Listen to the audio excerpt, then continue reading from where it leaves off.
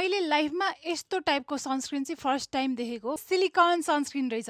यदि तपाईँलाई सनस्क्रिनले काली देखाइदिन्छ भने सनस्क्रिनले व्हाइट कास्ट छोडेको मन पर्दैन। सनस्क्रिनहरू एकदमै पिरपिर उक्किन्छ, आफ्नै नेचुरल स्किन जस्तो देखिने तर एकदमै बेटर भर्जनमा देखिने अनि घामबाट पनि एकदमै प्रोटेक्ट गर्ने खालको सनस्क्रिन चाहिएको छ भने यो चाहिँ पर्फेक्ट हुन्छ है। ब्लेन्ड हुँदैन भन्ने झन्झटै छैन, पिरपिर उक्किन्छ भन्ने पनि डर छैन, एक त यो व्हाइट कास्ट छोड्छ भन्ने पनि डर छैन। पुरा ब्लेन्ड गरिसकेपछि हेर्नुस् त कस्तो राम्रो देखियो। यो चाहिँ सिसेला सनस्क्रिन हो लुमिडर्माबाट। यो चाहिँ युभी फिल्टर्स फ्रम जर्मनी भनेर लेखिएको छ। यो सनस्क्रिन चाहिँ नर्मल सनस्क्रिन जस्तो युभीए र युभीबी फिल्टर्स मात्र छैन, यसमा एचएभी आइआर पनि छ।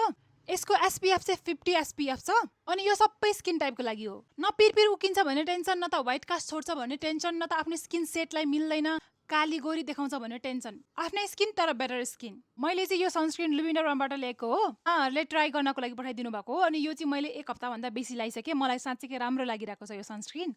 अलिकति पनि सनस्क्रिन लगाइरहेको छु है जस्तो फिलै भएको छैन क्या मलाई। यस्तो लाइट वेटेड पनि छ। मैले उहाँहरूलाई ट्याग गरिदिएको छु, त्यहाँबाट लिन सक्नुहुन्छ। So you get one for yourself.